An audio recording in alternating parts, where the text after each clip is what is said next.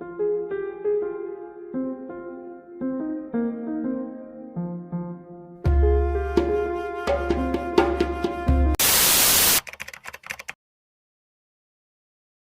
you have a problem figuring out whether you're for me or Trump, then you ain't black.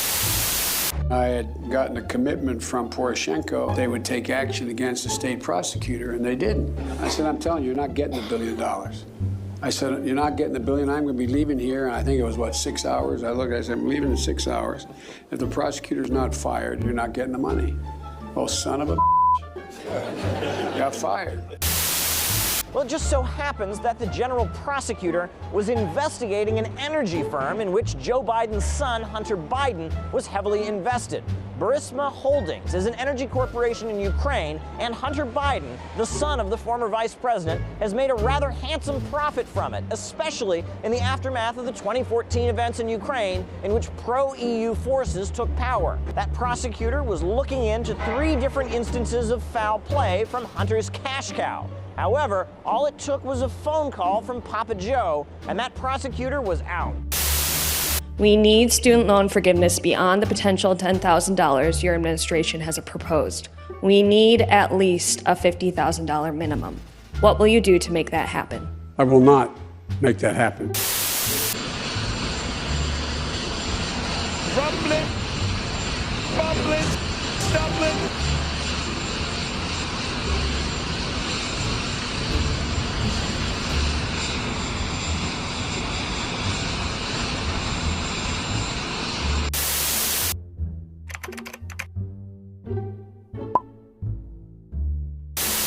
I've known you my whole life, most of you. I've worked with you my whole life, most of you. I've been around doing this for a long, long time. I don't always get it right, but I always take responsibility. When I get it wrong, I acknowledge I got it wrong.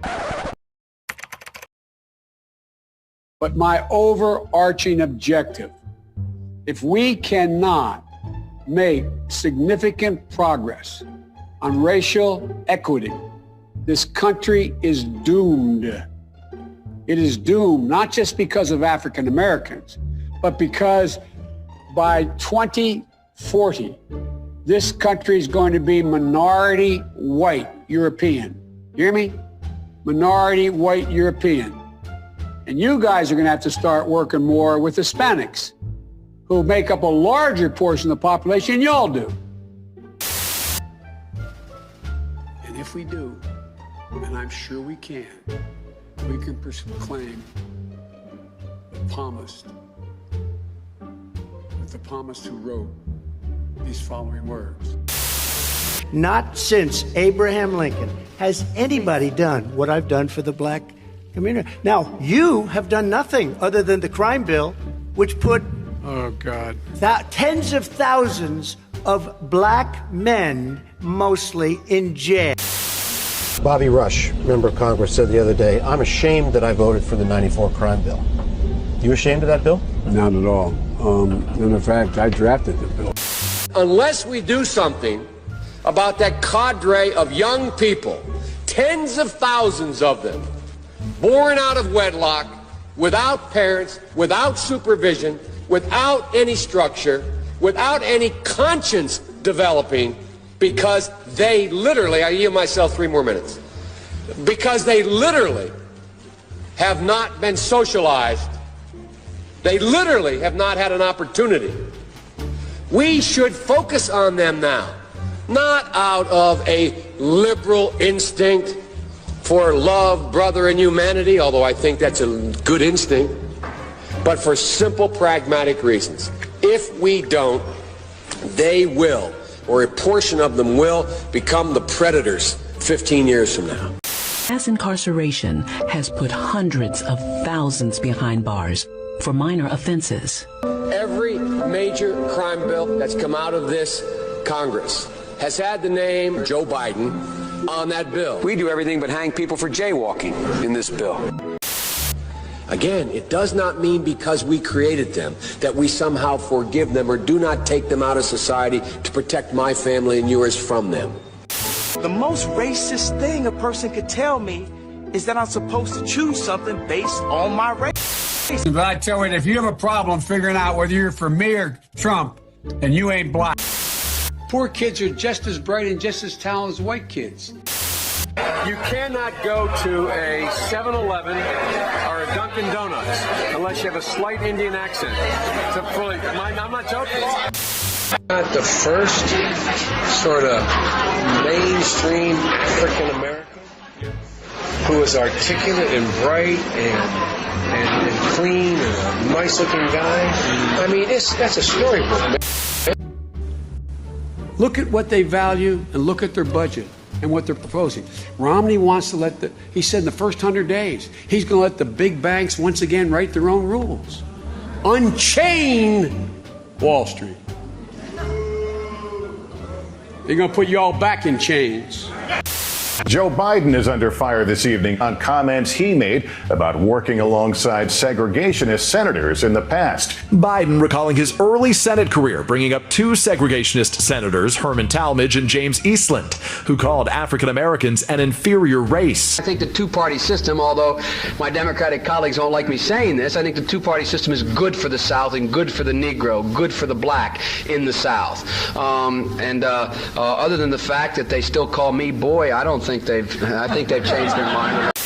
Now that he is towering over all the other declared Democratic candidates, his almost 5 decades in public life are getting some real scrutiny. On top of that list, his record on civil rights during his younger days as a U.S. Senator. CNN's Jeff Zeleny has exclusively obtained some letters written by Biden himself. Everybody asks me, what kind of Democrat? I'm an Obama-Biden Democrat, man. After 8 years alongside President Obama, Joe Biden is coming back as a solo act. I'm ready to go. With his long record facing a new look on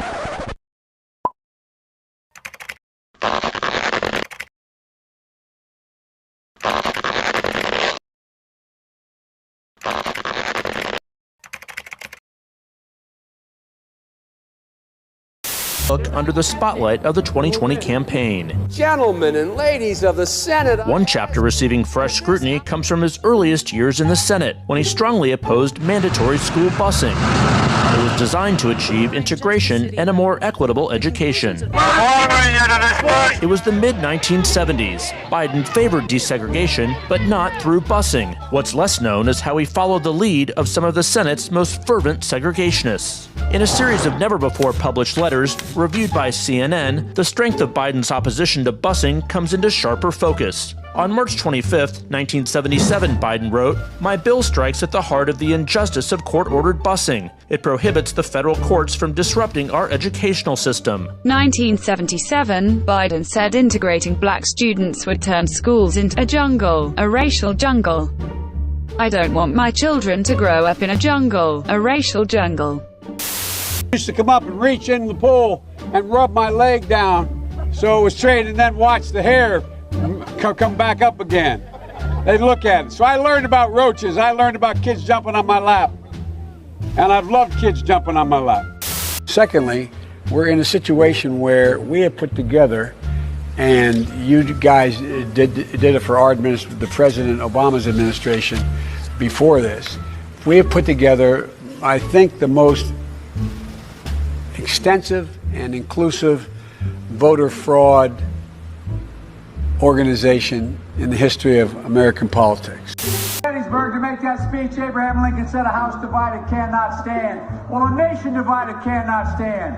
I was reminded of that earlier this week, ladies and gentlemen.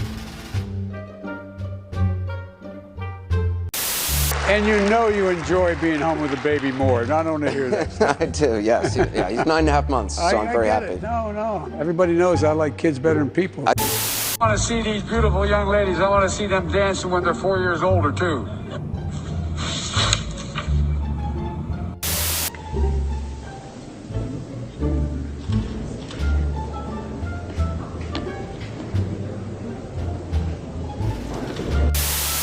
I want to open the schools. The transmittal rate to the teachers is very small, but I want to open the schools. We have to open our country. We're not going to have a country. You can't do this. We can't keep this country closed. This is a massive country with a massive economy. People are losing their jobs. They're committing suicide. There's depression, alcohol, drugs at a level that nobody's ever seen before. There's abuse, tremendous abuse. We have to open our country. You know, I've said it often, the cure cannot be worse than the problem itself. All you teachers out there, not that many of you are going to die, so don't worry about it.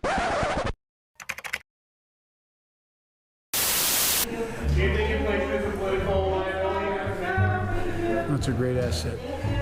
More inflation. What a stupid son of a bitch.